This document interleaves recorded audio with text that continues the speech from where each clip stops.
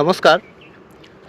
আজ এসেছিলাম জলপাইগুড়ির এমন একটি জায়গাতে, যদিও কর্মসূত্রে জলপাইগুড়িতে আসা, কোনো রকম ঘোরার প্ল্যান ছাড়াই কর্মসূত্রে এখানে আসা, এবং এসেই খবর পেলাম যে এখানে জলপাইগুড়িতে আমাদের যেখানে কর্ম হচ্ছে, আমাদের যেখানে কাজ হচ্ছে, ওইখানেই পুরনো কালী মন্দির রয়েছে এবং তার সঙ্গে তার পাশেই আমরা জানি জলপাইগুড়ি, শিলিগুড়ি, দার্জিলিং এইসব সাইডে আমাদের বিখ্যাত হয় চা শিল্পের জন্য। অর্থাৎ চা শিল্পের থেকেও আমাদের যারা ঘুরতে আসি আমাদের জন্য একটাই কাজ হয় চা বাগান ঘোরা। এবং ঠিক কালী মন্দির আসার পাশেই আমরা দেখতে পেলাম যে আমাদের এখানে বড় চা বাগান রয়েছে, এবং জীবনে ফার্স্ট টাইম কর্মসূত্রে এসে চা গাছ দেখা, চা বাগানে ঘোরা সত্যি একটা আলাদা অনুভূতি। এবং আমাদের যেহেতু মেদিনীপুর সাইডে ওইসব আমরা দেখতে পাই না, এবং আমাদের এদিকে আসতে হলে প্ল্যান করেই আসতে হয়, সেই সুবাদে আমাদের তেমন ঘোরা হয় না কর্মসূত্রের জন্য।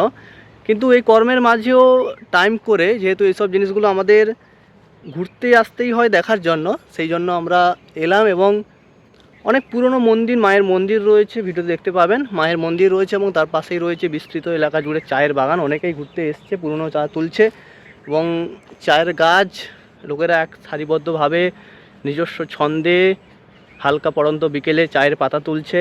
যেই চায়ের পাতা হয়তো অনেকটাই প্রসেসিং হয়ে আমাদের মুখে সুস্বাদু হয়ে পৌঁছবে, কিন্তু সেই সুস্বাদু হয়ে পৌঁছানোর মধ্যেও যে এতটা পরিশ্রম রয়েছে, এতটা কষ্ট রয়েছে, অবশ্যই আমরা একজন চা পাতা তুলছেন ওদের সঙ্গে একটু পরে কথা বলবো। বিস্তৃত এলাকা জুড়ে প্রথমে ঘুরে যে চায়ের পাতার একটা সুগন্ধ, চা গাছের মধ্যে ভিড়ে হারিয়ে যাওয়া, সেই অনুভূতি নেওয়ার পরে আমরা ওনাদের সঙ্গে কথা বলবো। কিছুটা পথ চলার অতিক্রান্তে আমরা যেখানটায় পৌঁছে গেছি ওই দিকটায় আমরা ছিলাম। চা পাতা মোটামুটি তোলাই হয়ে গেছে, কিন্তু আমরা এখন যে দিকটায় পৌঁছেছি, এই পড়ন্ত বিকেলে সূর্যের যে লাল রশ্মিটা নির্গত হয় গোধূলিতে, সেই সূর্যের গোধূলির সঙ্গে চা গাছের যে একটা সুন্দর সম্পর্ক, যে আমি দেখাচ্ছি এই মুহূর্তে। দেখুন, ওইদিকে সূর্য রয়েছে, এইদিকে রয়েছে একদম কচি, মানে এটা এখনও তোলাই হয়নি, জাস্ট তোলা হবে হয়তো। আর কথা বললাম আমি ওনাদের সঙ্গে, আর 2 থেকে 3 দিন পরে এই চা পাতাগুলো তোলা হবে।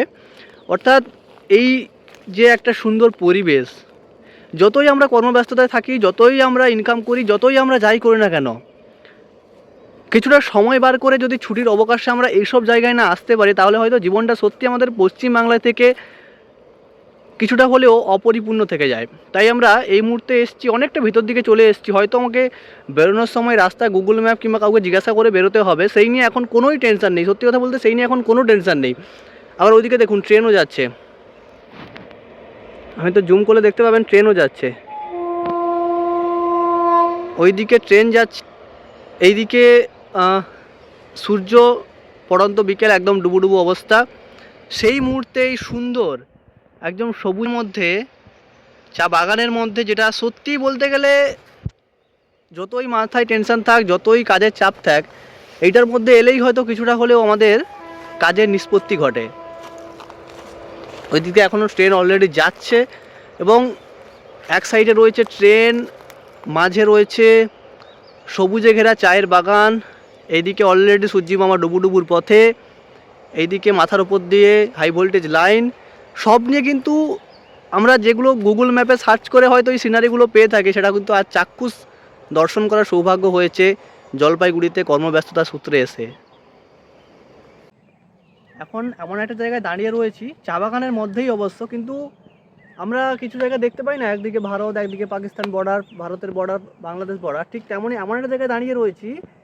চা গাছের মধ্যেও সময় সাপেক্ষে যেনারা চা পাতা তোলেন, আমার এই দিকের যে বাগানটা রয়েছে, এই দিকের বাগানে চা পাতা তোলা হয়ে গেছে, কিন্তু এই দিকের যে বাগানটা রয়েছে দেখতে পাচ্ছেন পুরো একদম সবুজ, এটা এখনও চা পাতা তোলা হয়নি। অর্থাৎ যদি এই রকম মধ্যিখানে আমি দাঁড়িয়ে থাকি, আমার এই দিকের বাগানটাতে অলরেডি চা পাতা তোলা হয়ে গেছে, দেখতে পাচ্ছেন, বুঝতেই পারছেন চা পাতা তোলা হয়ে গেছে, এবং এই দিকের বাগানটাতে এখনও চা পাতা তোলা হয়নি।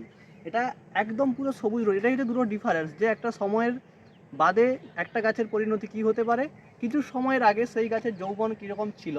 আমরা দেখতে পাচ্ছেন বিস্তৃত চা বাগানের মধ্যেও কিন্তু অনেকটা ডিফারেন্স এরকম কিছু জায়গায় বোঝা যায়। তো আমরা চা বাগান ফেরার পথে আমরা পৌঁছে গেছি একদম লাস্ট সীমানাতে চা বাগানের। এবং এই চা বাগান থেকে আমি আগেই বলেছিলাম যে এখানে লোড়াদেবী মায়ের মন্দির রয়েছে, অনেক পুরনো জাগ্রত মায়ের মন্দির রয়েছে। তো আমরা চা বাগান থেকে ঠিক ফেরার পথেই মায়ের মন্দিরে যাবো, চলুন মায়ের মন্দিরে দেখা হবে আপনাদের।